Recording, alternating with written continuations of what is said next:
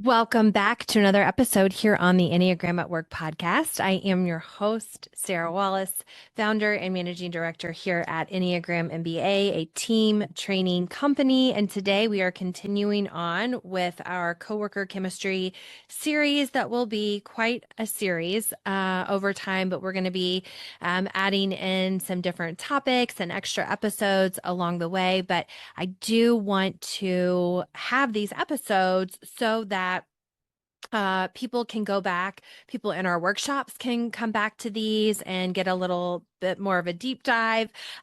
You listeners who are regular listeners and maybe we haven't worked together yet, can also get some very specific workplace dynamic insights, things to think about, self-reflection, other reflection.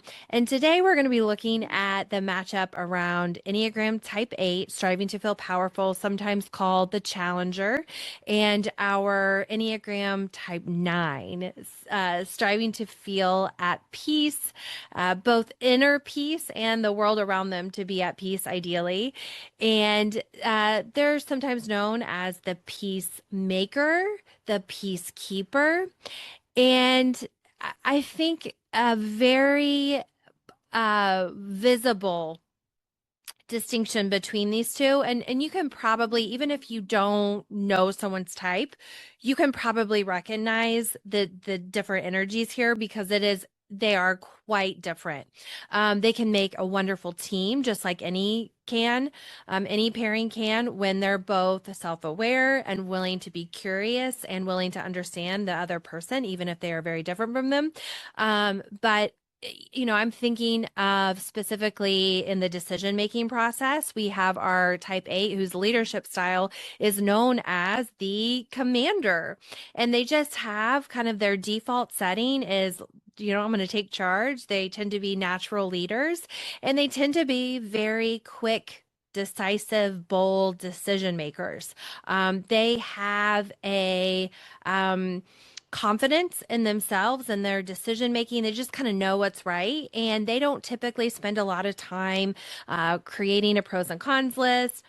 Not a lot of time asking around what do other people think. It's kind of like, okay, what needs to be done? And we're always talking about how if they had a brand logo, it would be the Nike, just do it.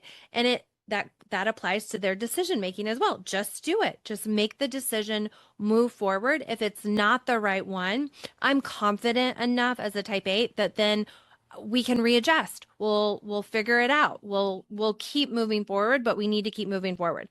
Whereas the type 8, the type 9, their leadership style is known as the consensus builder. And so when you think about how that might present itself in a decision-making context, they are almost the opposite, want to bring everybody to the table as much as they can, hear from all the voices, making sure everybody feels like they have been heard and had a chance to share their thoughts, their opinions, their commentary on the decision that's being made. Now, of course, neither one of these is 100% true 100% of the time, but these are tendencies of these two.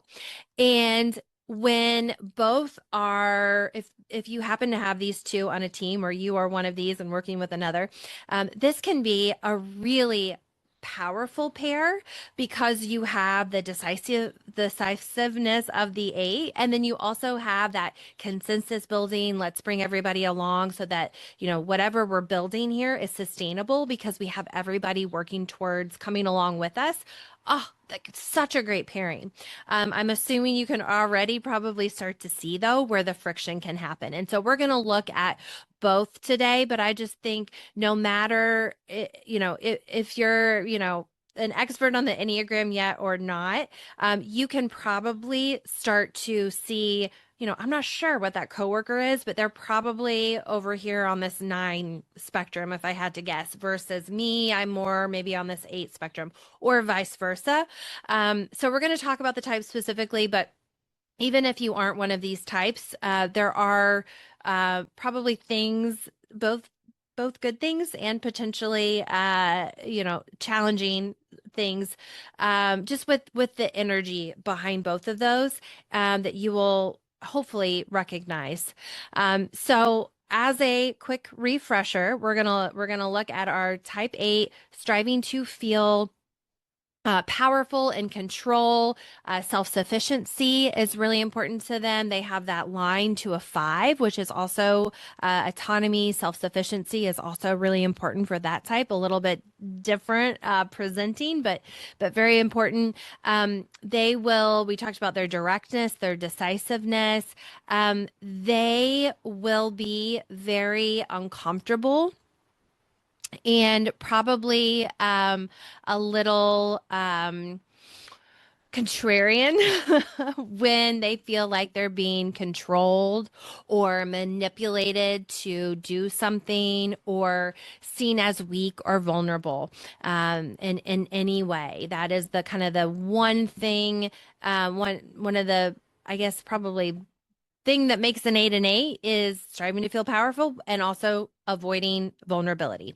They sometimes have a reputation for being a bully, but I don't think that many eights would say, I don't experience myself that way. I am direct. I see what needs to be done. I want to protect my team from making a mistake, from missing an opportunity. So just kind of full speed ahead type of energy. I don't want to be, you know, caught on our back foot. I always want to be, ready for whatever comes our way. I don't want to put myself or my team in a vulnerable position. And sometimes that energy can be experienced with a lot of intensity. And sometimes people might say it can be overwhelming or it can feel maybe a little harsh. I think an 8 would say, I'm just really passionate. Yeah, I am intense because I care a lot. I'm not mad necessarily. I'm just really passionate about this topic. And then we have on the other side our type 9 who is striving to feel at peace. And their core driver is to feel at peace, inner and outer peace, to feel calm, connected, and harmony, ideally undisturbed. They just want to kind of go with the flow, don't want to rock the boat. They want to be accommodating most of the time. They tend to be very steady. And when we go through our workshop and talk about what each type notices when they first walk into a room. Similar to a type 2, a type 9 is looking around at others, but it's not from a place of connection like the type 2 who is starting to feel connected. Looking around, what's going on? What do people need? What does this person need? And then how can I help support them? How can I provide for that need? What can I do? Whereas a 9 also focused on others, but more from a standpoint of I want to understand the temperature of the room so that I don't step in, a landmine, so I don't say something that causes, an awkward moment of of conflict, or I step on a landmine and now all of a sudden it's no longer peaceful. And so they are very much attuned to others, but from I want to keep the peace. I want to keep the flow going, the peaceful flow going. And they feel like conflict, disagreement, will disrupt that peace, and so they will avoid it at all costs. I do want to say, I think sometimes they get a reputation for not having any opinions with nicknames and archetypes like the sloth and sleepwalking through life. And there is some things that we could talk about that's behind that, and that might feel true for some of our 9s. But for others, it's I do have some strong opinions at times, but I'm really just trying to kind of pick my battles. What is worth going to bat for?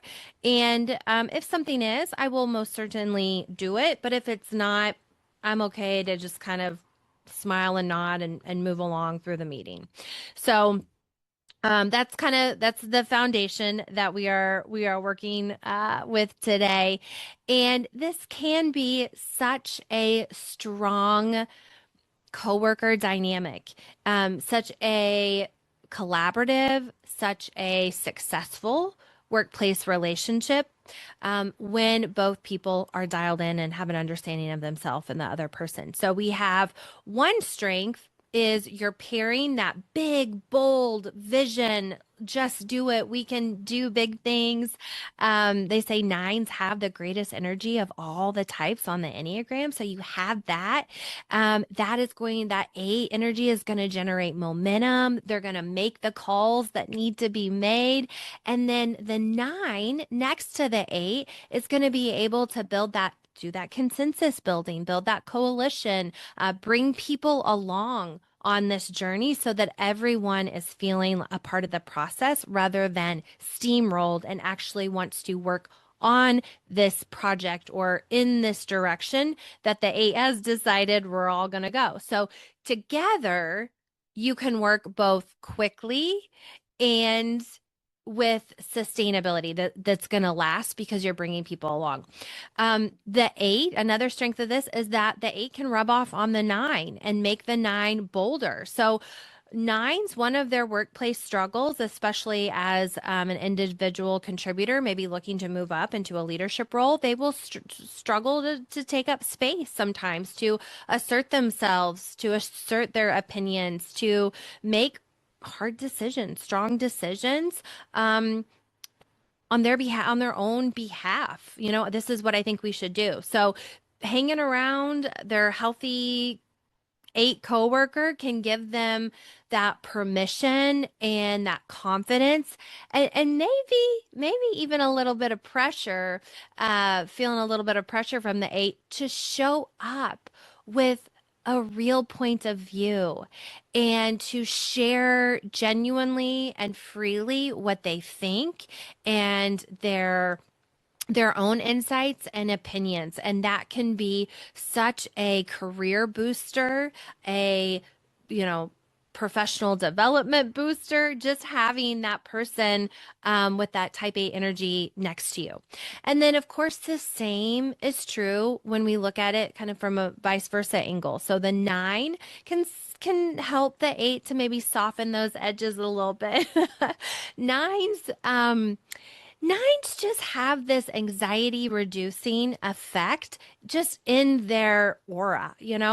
A lot of times we'll hear from people, it's like, hey, yeah, when, this type nine person sits next to me, Charlie, whatever, Sally, I just feel calmer. They're just steady. The temperature in the room goes down when they walk into the room. So nines have a pretty good ability to receive that intensity of an eight without giving it back, without mirroring it back to them, or even shutting down. Now, sometimes that may be the case, but they can just kind of hold it. They can just hold that intensity, and that calm steadiness can really disarm the eight. Maybe they came in hot hot and heavy, ready to make some big decision or ready to, kind of share really intensely what they think is going wrong.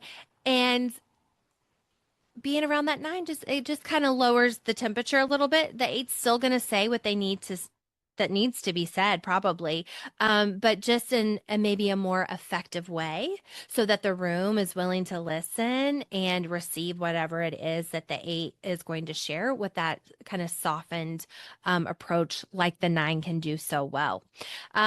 They both can be fiercely protective. They both can be loyal. I think any type can be loyal.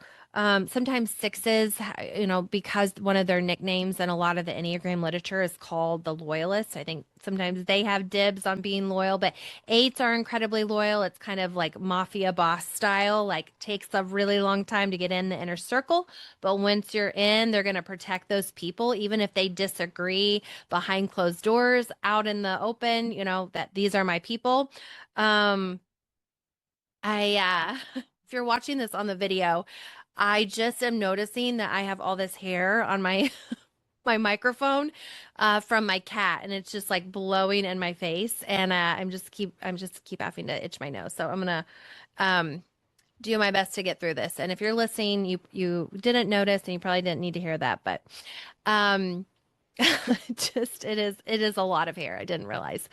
Okay, so we have The eight loyalty, protectiveness, but also nines can be very protective of their people as well. It'll just show up differently. And so when this pairing, works really well together, when that trust is built between the two of them, um, that bond in their work ethic, that work relationship can run really deep and be an incredibly powerful duo.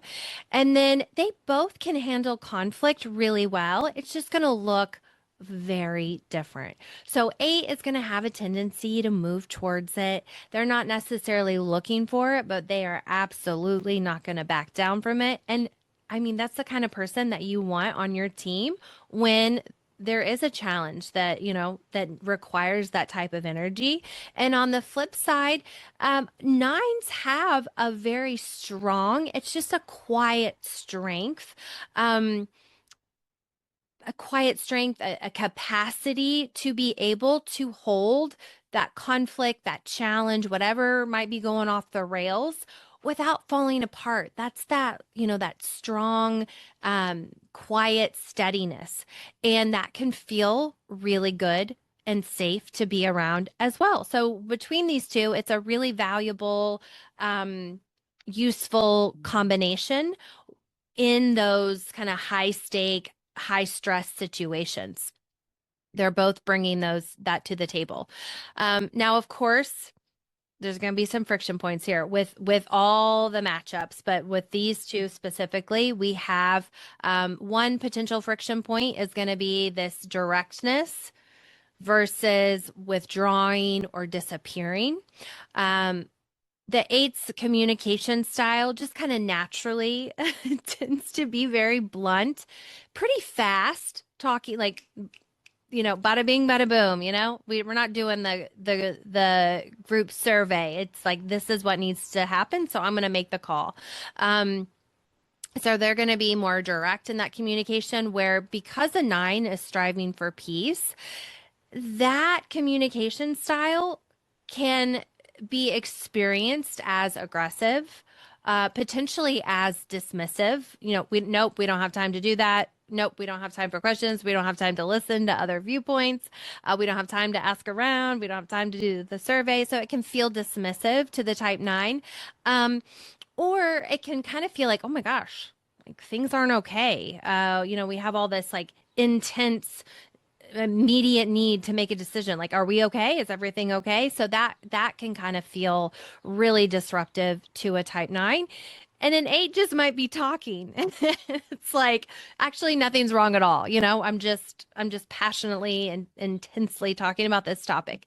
But for a nine on the receiving end, it can feel like, whoa, this is intense. So I'm going to pull back. I'm going to withdraw from this. I'm not going to say anything as a type nine. And I'm not even going to say, hey, type A, that kind of landed harshly. That wasn't well received by everybody. And so the eight is just going to go on their merry little way, having no idea that whatever they said landed wrong.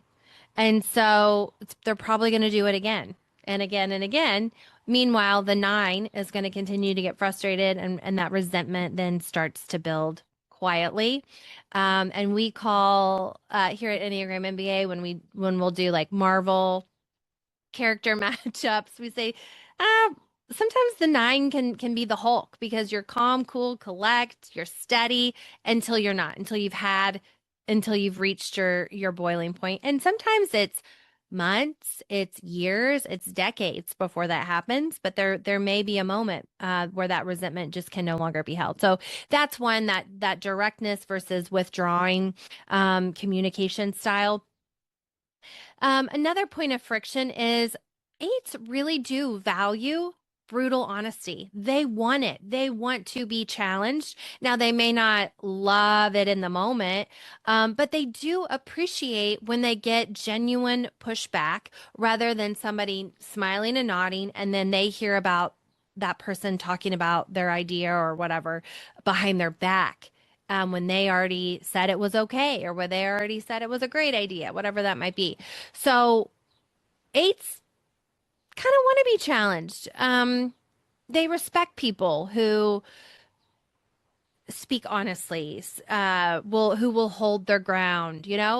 You might get have a little tiff with a type 8 in a meeting, but if you're willing to go toe to toe with them, when they see you in the hallway or whatever the virtual uh, similarity of that is, they're going to respect you. They may not like you, immediately after, but they will absolutely respect you for that. But the 9, again, somebody who is striving to feel at peace is most likely going to avoid conflict.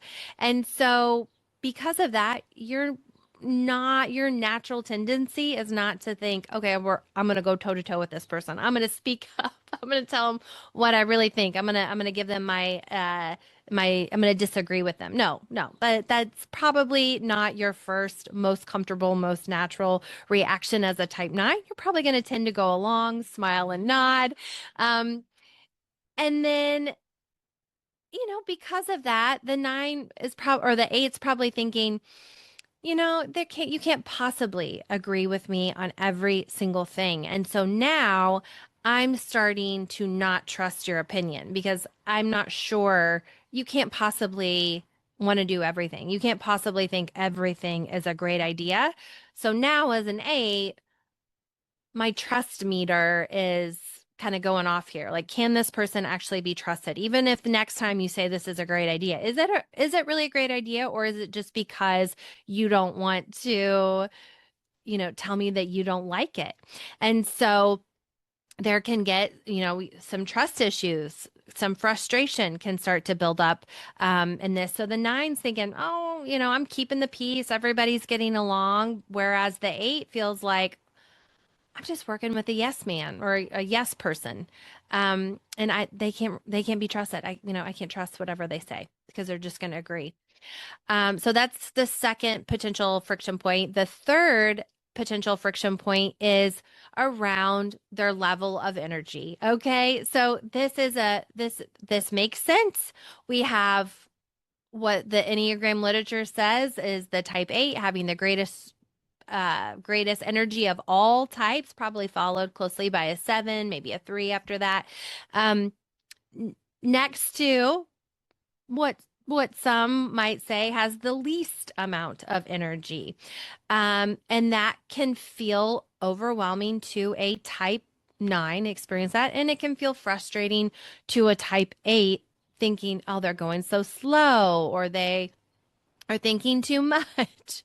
So, um, you can, like, why can't you just make a decision? Why can't you just say what's on your mind? Why can't you just pick a place? And so there's going to be some frustration on the 8's end, and then a 9 might be thinking, gosh, why do we always run into this? Like, let's slow it down a little bit. Let's try to avoid completely blowing everything up and having to go back and repair. Like, I'm sure we're going to get through it, but wouldn't it be easier if we asked a few people what they thought, if we brought a few clients in to get their opinion before we made this decision? And so just that energy around making decisions, around starting, even around speaking. I've noticed that 9's tend to speak a little more softly, very calmly, and a lot of times a little more slowly. And I think that's true for a 5, especially as well. And these people, when they're talking with somebody who has a lot of energy, like an 8, like a 7, maybe even like a 3 or a 2, you can this person feels like you're collaborating. It's like, oh, we're bouncing ideas off of each other. Meanwhile, the 9, it's like, wow, you keep interrupting me. I'm not done talking yet. So even just the pauses that you might think as an 8 are periods, a 9 is just taking a moment to collect their thoughts before they continue on. So just being aware of that energy mismatch and what each other is going to need and prefer to do their best, to work together best. One example of that is just, hey, if I'm an eight, I know I make decisions pretty quickly, but if my coworker is a type nine, I know that they're going to need a little bit more time to process. So I'm going to go ahead and tell them the day before what I need from them, or that they're going to be expected to share their opinion or idea. And they're going to appreciate, the nine's going to appreciate that so much more.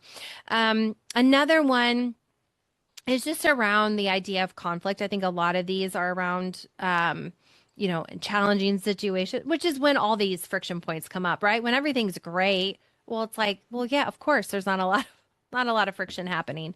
But in moments of stress, when the stakes are high, we have an eight when things go sideways, maybe go off the rails a little bit, who might escalate the situation with that intensity and with that big energy, whereas a nine is probably going to go numb and really pull back.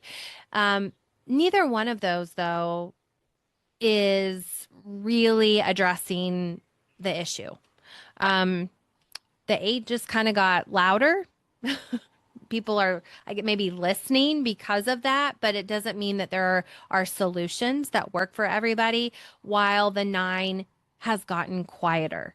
And both, though, can feel very alone in that dynamic. So be aware of that. And then the last point of friction, it could be potential friction, is around authority, who's in charge, who's creating the agenda. We've now know eights naturally take charge. Nines tend to naturally defer authority to someone else. So in theory, that sounds like, oh, well, great. That's a perfect matchup then. That goes together. Those puzzle pieces fit perfectly. But in reality, nines are not going to be able to stay engaged in that dynamic. They're going to slowly disappear from decision making. They're going to feel like, oh, doesn't matter what I say anyway, so I'm not even going to speak up. I'm just going to keep quiet. And then all of a sudden, one day, that resentment is building, building, building. And then, oh, all of a sudden, a nine has a strong opinion and the eight feels like, gosh, this is so out of the blue. You have never once brought up a concern, and now we're on step 7 out of 10, and this would have been great to know at step 1 or 2. Whereas, the nine's thinking, well, I haven't agreed with this since the first step. They were just waiting for the right time to say something, and that can cause some potential friction in those situations. We've talked a little about the different communication styles where the eight has a tendency to communicate very fast, direct, pretty unfiltered. They're not not usually running it through the PC filter. They just say what they mean, and they expect the same directness and honesty in return. They don't need the backstory, that subtext, that context. They feel like is a waste of time a lot of times. Just say whatever you need to say. Don't give me don't give me the explainer beforehand. Just lead with the lead. Sometimes too, they might think, okay, that silence, that quietness, that where a nine might be thinking, processing, can feel like a weakness, can feel like, oh, this person doesn't actually know what they want. And then an eight, they can have a tone that delivery can feel a little harsh. It can be a little hot, and heated. But if you listen to the words, which is hard, right? There is like the words that you need to communicate to somebody. And then there is also the delivery of how those words get to the person so that that person receives them. Because we can communicate however we want to communicate. But if we want that to land, we will have to adjust it a little bit.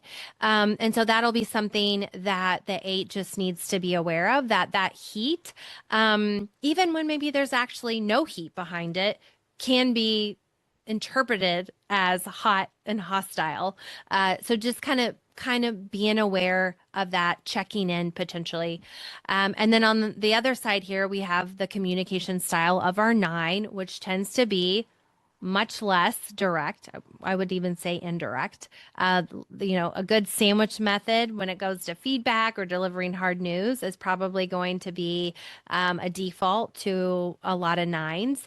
They are going to be very measured and thinking before they speak, and they're going to be very attuned with what is going on in the room, and they're going to maybe edit what they say and finesse how they say it based on that.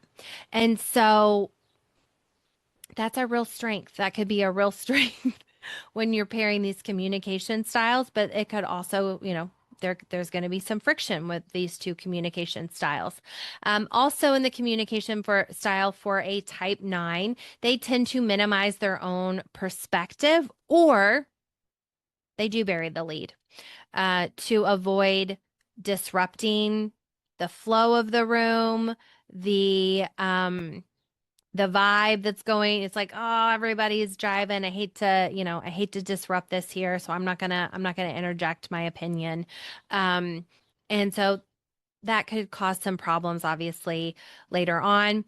When we look at the connecting points for the two types, our type 9 is connected to the type 3. And they call that, according to the awareness to action Enneagram methodology, that is your neglected strategy as a type 9, the type 3, striving to feel outstanding. So out of all the strategies, that tends to be striving to feel outstanding, the one that a 9 uh, neglects the most. I don't want to be in the spotlight. I don't want the spotlight to be on me. I don't want to toot my own horn. I don't necessarily want, the megaphone to share my perspective. So as much as I can, I want to minimize that. But that's where all the biggest growth opportunities are, especially in the beginning. Let's see here. What else do I have? The communication style of a 9 can also process conflict by going quiet or just seeming to agree when they actually haven't. The rest of us, especially the 8, can assume, okay, they didn't say anything, they must agree, right? But we'll talk about some things to do in just a minute for our 9s in those situations. And then they can look like they don't have an opinion. A lot of times, they don't. Other times they have very strong opinions. It's just, is this worth my time to go to battle for this? Is this the right moment to say this? So what an 8 needs to remember about the 9's quiet is that it is not the same as agreement, right? Not just because you didn't disagree doesn't by default mean that you agree. And it's definitely not the same as not having no opinion at all. So 9s need to also remember that the 8's bluntness is not necessarily a personal attack. It is just the energy behind, it's just their delivery of whatever they need to say. It's kind of their standard operating way of communicating. And so if both types can understand those two things that's going on in the room, that these two can really communicate better than other types. I mean, they can have a very complementary communication style. Now, I want to look at what happens when you have a leader versus a teammate dynamic. So let's say you have an 8 that is the leader and your 9 in this situation is the direct report. We're going to go through a couple of points here to consider if you are a type 8 leader leading a type 9, and then we're going to flip it here in just a minute. So in this dynamic, the 8's natural decisiveness can unintentionally shut down your type 9 coworker that you're leading, can shut down their input, their questions, their thoughts before it even has a chance to come to light. And as an 8, I'm assuming most 8s are not doing this, not shutting people down or 9s down. They are not intentionally shutting them down, and they're not doing it because they don't care what they have to say.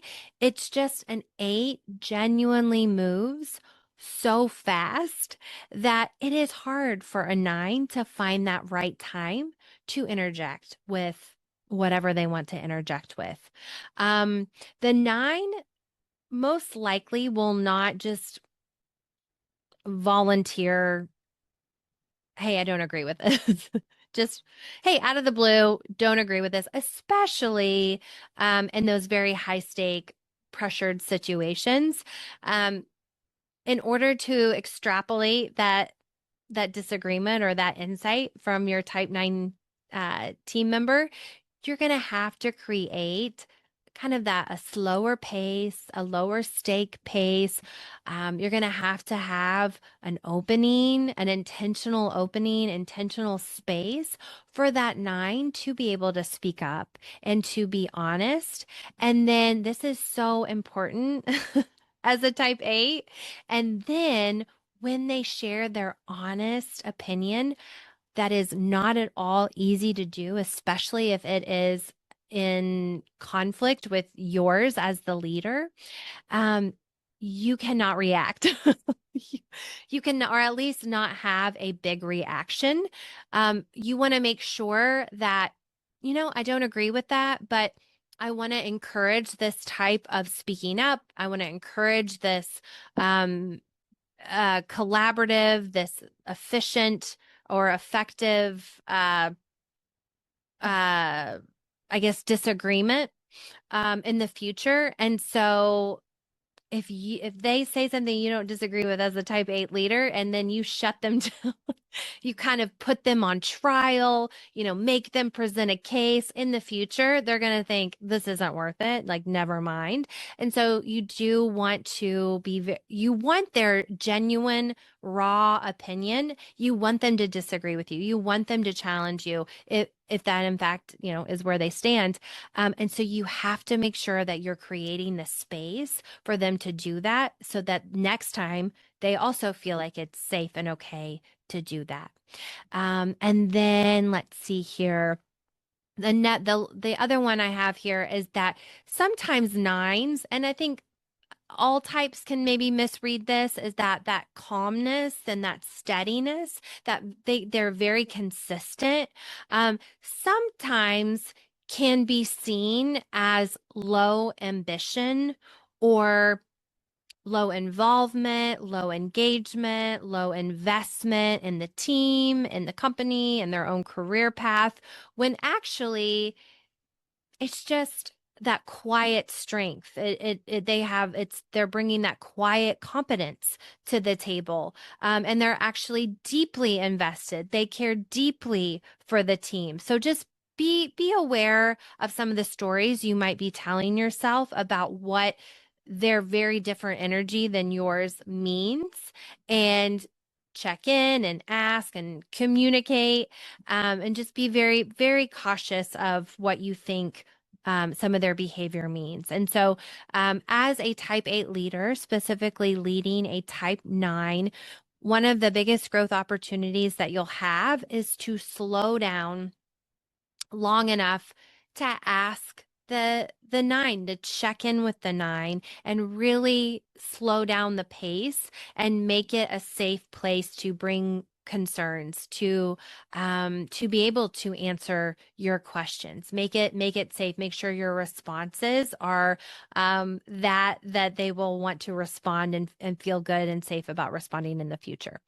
All right. Now let's flip the script a little bit. We have our type 9 leader in this situation, the consensus builder, leading their type 8 direct report. Now, this is a dynamic that may look a little chaotic on the outside, and maybe, it could be, if the 9 is not grounded in their authority and the authority that they have in this leadership role.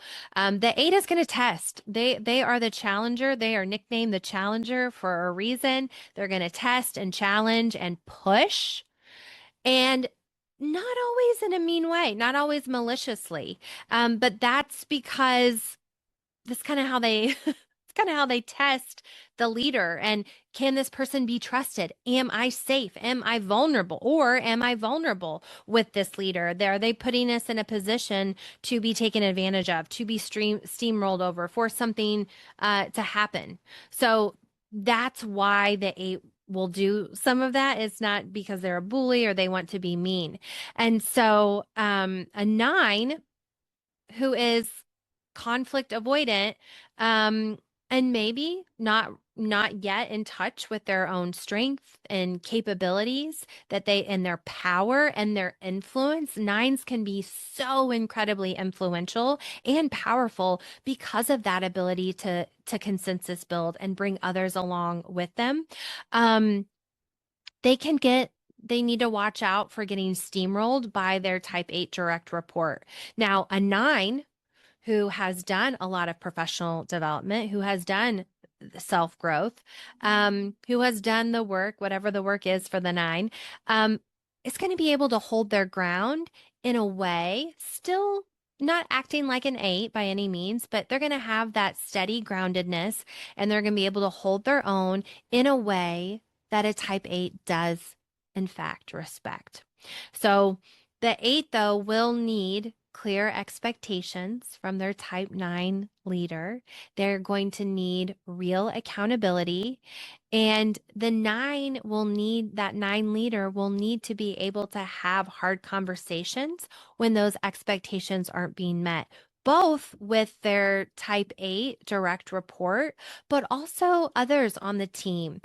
This is something that a type 2 can really struggle with as well, maybe even a type 7, for different reasons, where it's like, oh, I see the potential. I hate to say something. Maybe they were having a bad day. Let's give them another chance. Let's give them another opportunity. Oh, well, this happened because, oh, this is going on at home. But when those keep happening and happening, and that bad behavior continues to be tolerated, that will be incredibly frustrating for your type 8 teammate. And it will cause you, as the type 9 leader, to lose respect with that individual, for not having those clear expectations, and then following it up with accountability when those are not being met. So, something to keep in mind for our type 9 leaders. And then something to think about when you are in this leadership role, thinking about how I can grow, is that striving to feel at peace, especially in this situation, cannot come at the cost of the authority that you hold in this leadership role. And so you will have to work with the story that you have in your mind, that no conflict equals peace. That may not actually be the right story. It may be actually conflict will get us through the awkward tension that everyone is feeling because of whatever happened. I'm going to go ahead and address this uncomfortable situation. I may have to answer some hard questions. We may have a little bit of a tiff among the team, so that we can have it out, hash it out, and then get back to that place of peace. And then lastly here, when we're looking at coworker chemistry, we have our peer-to-peer dynamic. So this is where might actually be the most frustrating, because neither person has formal authority. And so it's like, well, who is actually setting the direction here? Probably the type 8 by default, as we talked about earlier. And so the type 9 in this dynamic will need to name what they're thinking, share their perspective, find a time. It may not be the right time. May not be, a 5-second pause. I think a lot of times nines are like, well, does anybody else have anything to say? Nobody has anything to say. And then like, okay, yeah, actually, yes, I do. Those opportunities do not always present themselves. So you might have to speak up as a type 9 and share those opinions early on, and get in the habit of sharing them often, right? And then otherwise, I guess your type 8 teammate is going to be making all the decisions. They're going to be filling in the gaps naturally if you don't step in and take up that space as a type 9. And then a type 8 will need to actively ask, not assume, not let that story, whatever they think that quietness means, or, the just nodding along doesn't necessarily mean agreement. You may need to specifically ask that type 9 teammate, hey, I haven't heard where you land on this. Would you be willing to share? And that can go a long way. I think sometimes that can feel very anxiety invoking, and you're put on the spot, maybe in a big group setting, but maybe a small group or just kind of one-on-one. If you as a type 8 go up and ask, hey, I haven't heard where you landed on this. I would love to hear your opinion. And so you actively making space for that type 9 to be able to share. So when we look at growth opportunities for both of these, we've talked about a little bit for both of these, but a type 8 is striving to feel strong. That is such an asset in a leadership role. It is such an asset on any team, until until they start reading, just because not everybody is communicating as directly, as decisively, maybe as concisely as they are. And so they might think, oh, soft responses equal weakness, and every quiet person is a pushover. So that's just, again, being aware of the meaning that you put behind the different behaviors that's different than yours. Your directness is not the problem. What can be a problem is when you assume that directness is the only way to speak. And so it will be a growth opportunity for you as a type 8 to practice saying in the room, even when things go quiet, instead of immediately speaking up. It might also be a very practical growth opportunity for you to see what might happen when you're one of the last people to speak up. Typically, you're probably one of the first people, either as the leader of a team or as a teammate. You probably, raising your hand, speaking up from the beginning. But what might happen if you waited until the end to share, and we're one of the last people? So give that a try. Give that a try to try and support your type 9 teammate, bring out the best in them.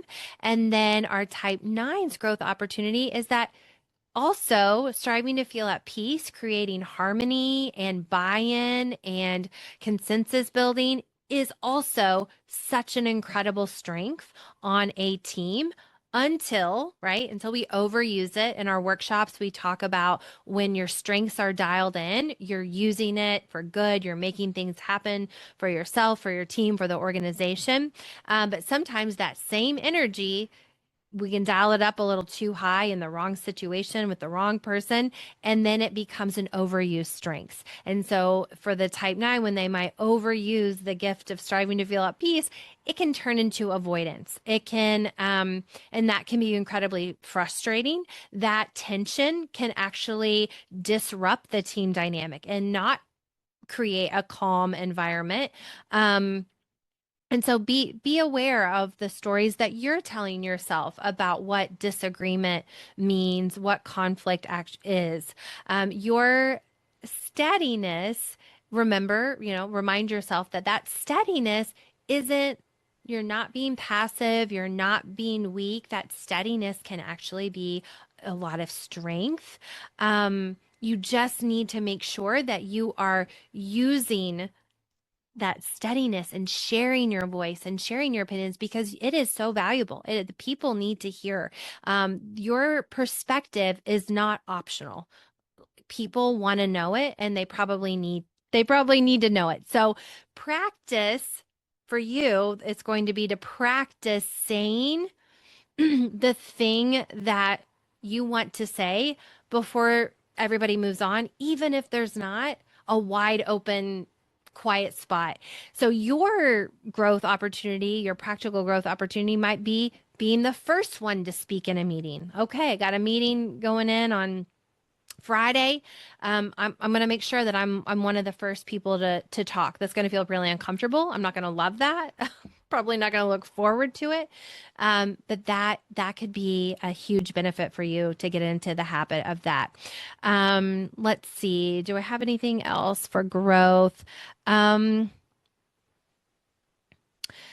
I guess just the silence is not you being silence, you being quiet, not sharing your opinion isn't necessarily keeping the peace. It could actually be incredibly disruptive, end up being incredibly disruptive. So again, just kind of changing the stories that we have around that. But when both of these are dialed in, when they're dialed in with their strength, I mean, they have so much potential to be an incredible team that I don't think we don't talk enough about.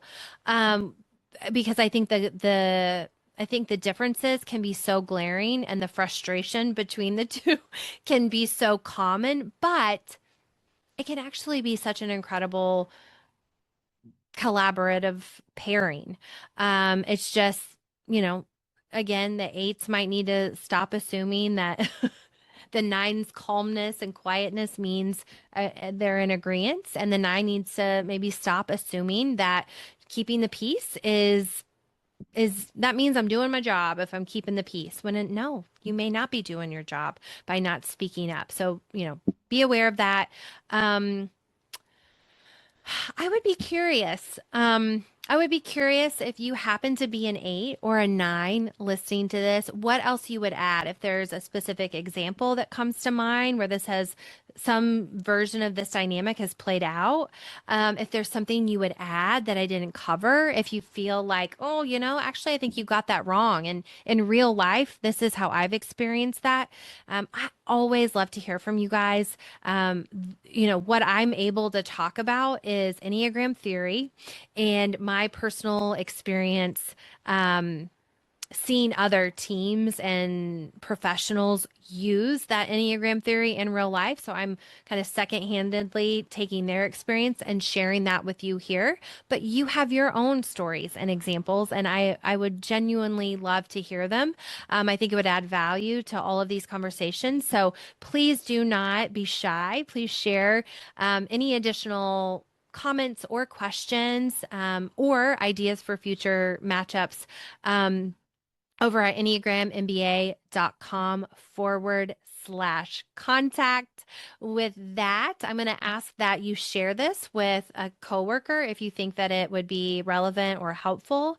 And then these are the type of conversations that we talk about in our starter workshops. And then we are able to get even deeper into specific coworker relationship dynamics using insights like this from the Enneagram with some of our additional Enneagram programming. I'm going to invite you to check out all those options and to get a conversation started with us over at enneagrammba.com. And with that, I appreciate you being here, and we'll see you in the next one.